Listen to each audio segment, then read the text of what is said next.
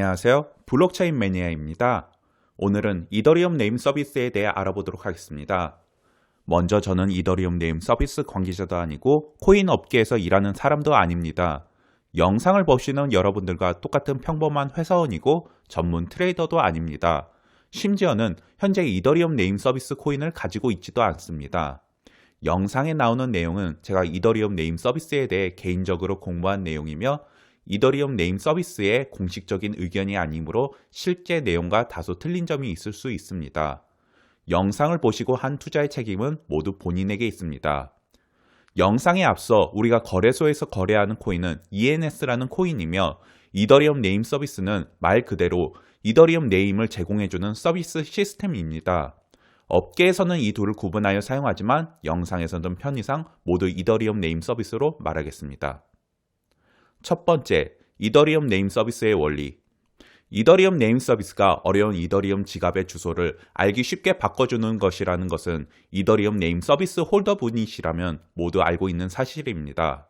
이더리움 네임 서비스는 본인의 이더리움 지갑의 주소를 이더리움 네임 서비스 사이트에 접속을 해서 자신의 이더리움 지갑 주소를 입력하고 원하는 이름을 작성한 후 등록을 눌러주게 되면 이름과 함께 .ether라는 자신의 새로운 이더리움 지갑 주소가 생성이 되게 됩니다.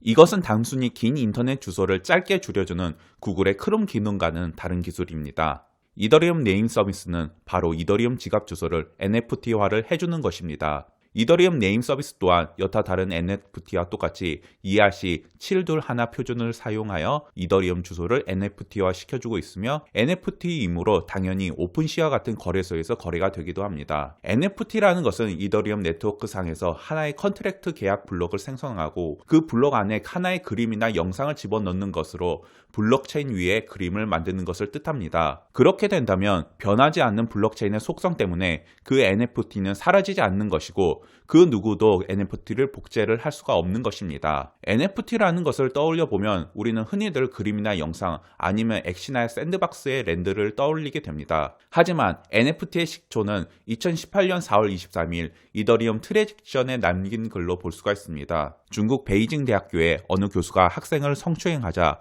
이 학생이 자살을 한 사건을 학교 측에서 숨기려고 하자 위에신이라는 재학생이 이 사건을 폭로하고자 이더리움 체인 안에 사건의 내용을 새겨놓은 것 또한 NFT의 한 종류로 볼 수 있습니다. 따라서 이더리움 네임 서비스는 글씨로 된 NFT이며 이더리움 지갑 주소를 쉽게 NFT로 변환해주는 서비스를 의미합니다.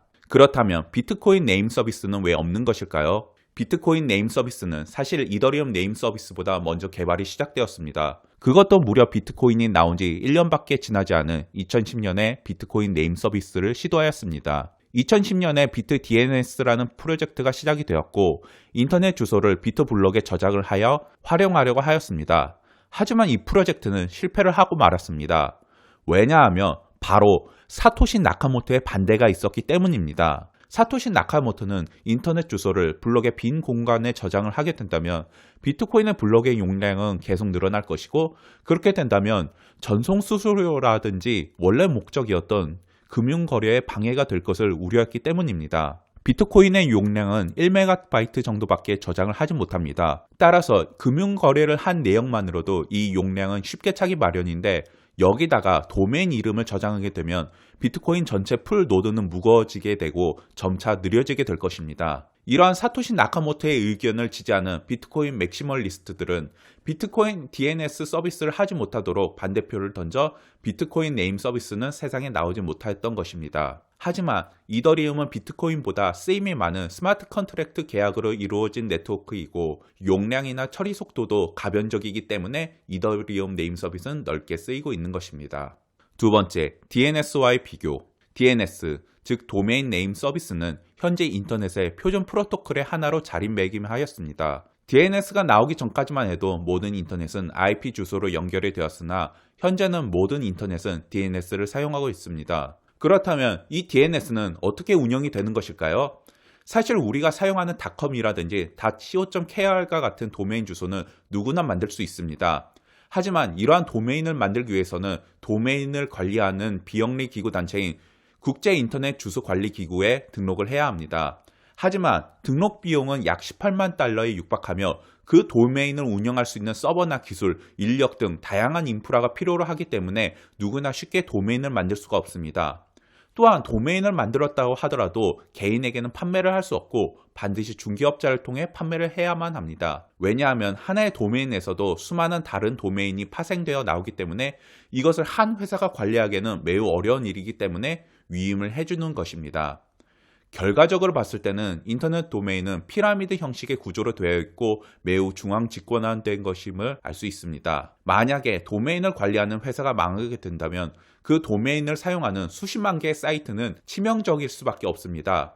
다시 원시 시대처럼 숫자로 인터넷 주소를 치는 수밖에 없습니다. 하지만 이더리움 네임 서비스는 애당초 오픈소스로 제작된 것입니다. 그리고 조직도 한 사람의 것이 아닌 다오 형태의 탈중앙화된 형태로 운영되고 있습니다. 만약에 내 이더리움 주소를 네임 형식으로 받고 싶다고 한다면 글자의 개수와 네임을 사용할 기간에 따라 이더리움 비용을 지불을 하게 되는 것입니다. 이 이더리움은 이더리움 네임 서비스 다오로 전송되게 되어 이더리움 네임 서비스 생태계와 이더리움 생태계를 확장하는 데 사용이 됩니다. 이러한 자금의 쓰임은 다오에 의해서 결정이 됩니다.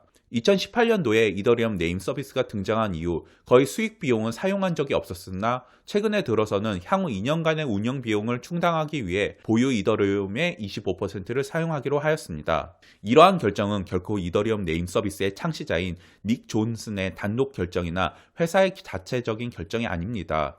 이더리움 네임 서비스는 회사는 단지 개발과 운영에만 치중을 하고 있으며 자금 권한에 대한 능력은 모두 이더리움 네임 서비스 코인을 가진 개개인에 의해 결정이 되게 됩니다. 그리고 이더리움 네임 서비스 노드의 루트 권한도 이더리움 네임 서비스의 회사나 직원이 아닌 체인링크의 세르게이 나자로프, 메타마스크, 이더리움, 마이크립토 등 정말로 믿을 수 있는 회사의 대표 개발자들이 가지고 있습니다. 이더리움 네임 서비스는 탈중앙화된 모습을 보이면서도 한편으로는 중앙화를 노리는 기업들의 먹잇감이 될 수 있습니다.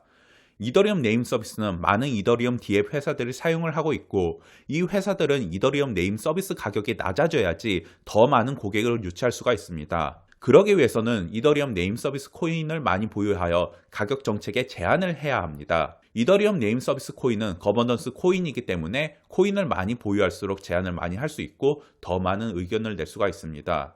따라서 자신들의 이익을 위하는 회사는 이더리움 네임 서비스 코인을 더 많이 보유할 것이고 기관 투자자들이 많이 보유하고 있는 코인의 가격은 오를 수밖에 없기 때문에 이더리움 네임 서비스 코인 가격은 오를 수밖에 없습니다.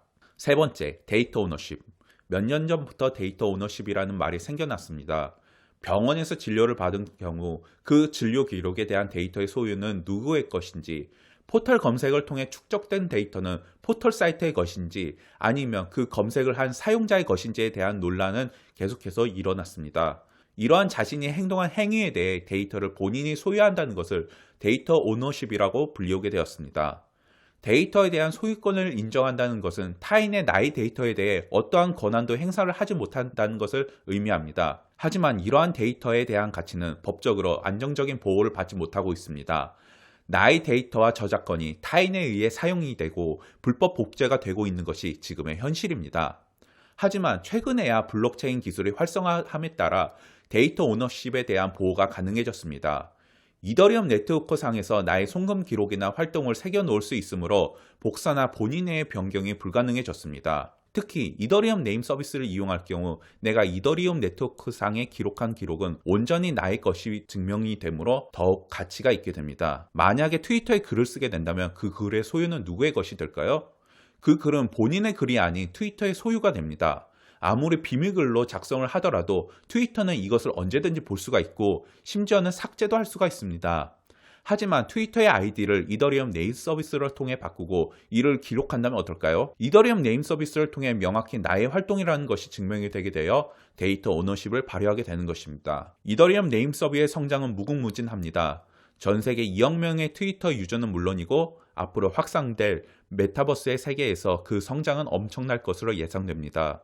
샌드박스, 디센트럴랜드, 엑시 인피니티는 이더리움 체인 위에서 움직이는 메타버스들이고 앞으로 그 메타버스에 들어오게 될 수많은 사람들은 거의 필수적으로 이더리움 네임 서비스를 이용할 수밖에 없을 것입니다.